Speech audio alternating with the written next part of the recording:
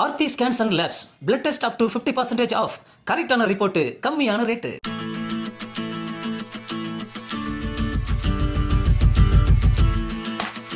வணக்கம் நண்பர்களே, இன்னும் ஒரு இனிய காலை பொழுதில் தீதும் நன்றும் நிகழ்ச்சியில் உங்களை சந்திப்பதில் மிக்க மகிழ்ச்சி அடைகிறேன். செப்டம்பர் 16 ஐக்கிய நாடுகள் அவை இதை ஒரு மிக முக்கியமான தினமாக அறிவித்திருக்கிறது. அதுதான் உலக மக்களாட்சி தினம். அதாவது முடியாட்சிக்கு எதிராக மலர்ந்த மக்களாட்சி தத்துவத்தை பரப்புவதற்காகவும் அதற்காக துணை நிற்பதற்காகவும் இந்த தினத்தை உலகெங்கும் மக்கள் பின்பற்றுகிறார்கள். மக்களாட்சி என்பது என்ன? முடியாட்சிக்கு எதிராக எழுந்த மாபெரும் புரட்சிகளின் விளைவாக ஏற்பட்டது தான் மக்களாட்சி. 18ஆம் நூற்றாண்டிலும் 19ஆம் நூற்றாண்டிலும் பல முடியாட்சிகள் வீழ்த்தப்பட்டன. ஆளுகிற உரிமை மக்களுக்குரியது என்கிற கோட்பாடு எங்கும் பரவியது. அதுவரைக்கும் அரசர்களும் ஜமீன்தார்களும் கோலோச்சி அந்த சர்வாதிகாரங்கள் வீழ்த்தப்பட்டன. ஏனென்றால் சிறைவாசம், இம்மென்றால் வனவாசம் என்கிற நிலை அகற்றப்பட்டு எங்கும் ஜனநாயகமும் மக்கள் வாக்களித்து தேர்ந்தெடுக்கிற அந்த ஜனநாயக முறைமையும் உலகெங்கும் பரவியது. இது வெறுமனே வாக்களிக்கிற உரிமை மட்டும்தானா? ஜனநாயகம் என்பது என்ன? இந்த ஜனநாயகம் என்பது எத்தகைய உரிமைகளை மக்களுக்கு வழங்க வேண்டும்? எழுத்துரிமை, பேச்சுரிமை, கருத்துரிமை, தொழில் செய்வதற்கான உரிமை, விரும்பிய இடத்தில் வாழ்வதற்கான உரிமை, இதில் பல உரிமைகள் சொல்லப்பட்டிருக்கின்றன.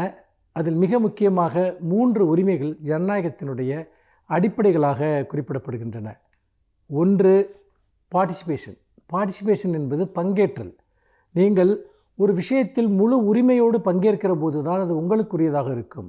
அப்படி இருக்கிற போது ஒரு அரசாங்கம் உருவாகிற போது அந்த அரசாங்கத்தில் மக்களுடைய பங்கு என்ன, பல்வேறு சமூக பிரிவினருடைய பங்கு என்ன, அதிகார அமைப்புகளில் அவர்கள் எவ்வாறு இடம்பெறுகிறார்கள், தீர்மானிக்கிற உரிமை மக்களுக்கு இருக்கிறதா?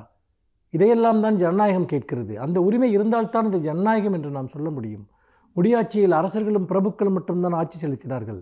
ஆனால் மக்களாட்சியில் மக்கள் பிரதிநிதிகள், மக்களிருந்து தேர்ந்தெடுக்கப்பட்டவர்கள் ஆட்சி செலுத்துகிறார்கள். அத்தகைய ஜனநாயக நெறிமுறைகள் தான் உண்மையான ஜனநாயகமாக இருக்க முடியும். இன்னொரு விஷயம் என்பது அக்கௌண்டபிலிட்டி. அதாவது ஒரு ஜனநாயகத்தில் அந்த அக்கௌண்டபிலிட்டி என்பதற்கு நாம் பொறுப்பேற்றல் என்று சொல்லலாம்.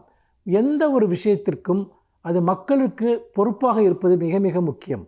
அக்கௌண்டபிலிட்டி இல்லாத, அதாவது பொறுப்பேற்றல் இல்லாத செயல்கள், ஒரு அரசாங்கம் எடுக்கிற எந்த முடிவுக்கும் யார் காரணம் என்பது வெளிப்படையாக முன்வைக்கப்பட வேண்டும். அதனுடைய நன்மை தீமைகளுக்கு அந்த முடிவுகளை எடுப்பவர்கள் பொறுப்பேற்றுக் கொள்ள வேண்டும். அத்தகைய பொறுப்பேற்றல் என்பது மிக மிக முக்கியம். அப்போதுதான் அது பொறுப்பான முடிவுகள் என்பது எடுக்கப்படும். அதனுடைய விளைவுகளை உணர்ந்து மேற்கொள்கிற முடிவுகள் எடுக்கப்படும். மூன்றாவதாக ஒரு ஜனநாயகத்தினுடைய முக்கியமான ஒரு விஷயமாக கருதப்படுவது என்பது டிரான்ஸ்பரன்சி, வெளிப்படைத்தன்மை. இந்த வெளிப்படைத்தன்மை தான் ஒரு ஜனநாயகத்தினுடைய முதுகெலும்பாக இருக்க முடியும். இப்பொழுது கூட நாம் தகவல் அறியும் உரிமை சட்டம் போன்றவற்றை ஏன் இந்தியா போன்ற நாடுகளில் அமுல்படுத்துகிறோம் என்றால், ஒரு அரசு எடுக்கக்கூடிய முடிவுகள் என்பது அதற்காக விளக்கம் கூற வேண்டிய பொறுப்பு அந்த அமைப்புகளைச் சேர்ந்தவர்களுக்கு இருக்கிறது. கேள்வி கேட்கிற உரிமை மக்களுக்கு இருக்கிறது. அந்த வகையில் ஒரு அரசு எடுக்கக்கூடிய எல்லா நடவடிக்கைகளும், ஒரு அரசு அமைப்புகள் எடுக்கக்கூடிய எல்லா நடவடிக்கைகளும் வெளிப்படைத்தன்மையுடன் இருக்க வேண்டும்.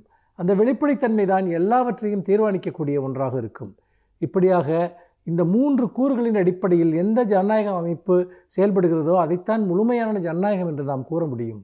ஜனநாயகத்திற்கான போராட்டம் என்பது இடையறாது நடக்கக்கூடிய ஒன்று.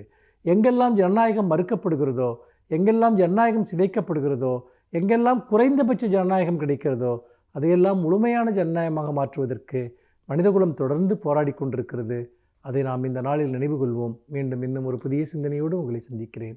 நன்றி, வணக்கம். Aarthi scans and labs blood test up to 50% off. கரெக்டான ரிப்போர்ட், கம்மியான ரேட்டு.